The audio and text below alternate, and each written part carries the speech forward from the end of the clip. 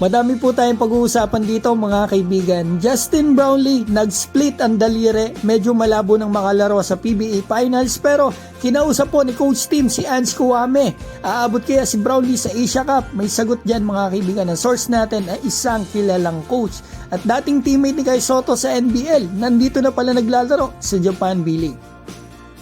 Simulan po natin dito. I'm sure kilala ito ng marami dito. Yung dati pong teammate ni Kai sa Adelaide 36ers, si Kyrene Galloway, ay andito na po pala naglalaro sa Japan B-League. February 21 pa pala ito dito mga kaibigan sa Division 3 ng B-League sa Iwate Big Bulls. Naka 6 games na po siya dito. Ang average niya, maganda mga kaibigan, all around.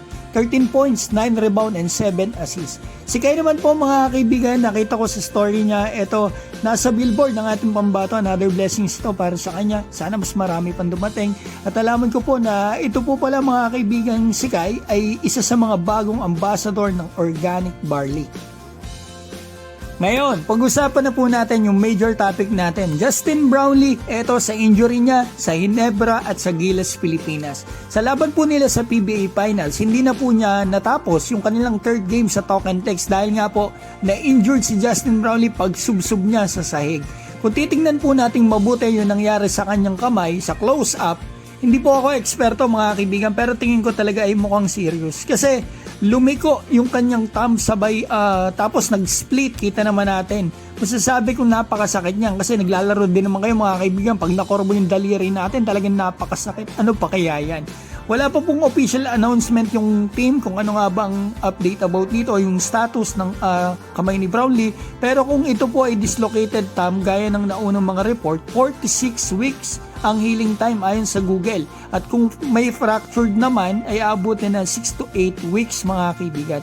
5 months pa po halos yung FIBA Asia Cup. So, aabot po siya dyan. At yan din po mga kaibigan ang sabi sa akin nung kilalang coach dito sa atin na natanong ko po. Eto, sagot niya, yes, abot daw po si Brownlee sa Asia Cup. Ngunit, paano naman ang Ginebra? Ang update po natin about yan, may nakita po ako sa Rappler. Maraming salamat po. Nasabi dito ni Coach Tim na open sila sa posibilidad na magkaroon ng replacement import at sinabi pa niya na we asked Ange Kouame to join us in practice today, but he is nursing a knee injury. So kinausap nila si Ange Kouame kaso may iniinda pala ito sa kanyang tuhod. Magandang idea sana yan mga kaibigan kasi si Kouame ilang beses na po na hawakan ni Coach Tim sa Asian Games, naka-gold pa dito sa latest Gilas natin, palaging nakakasama sa practice.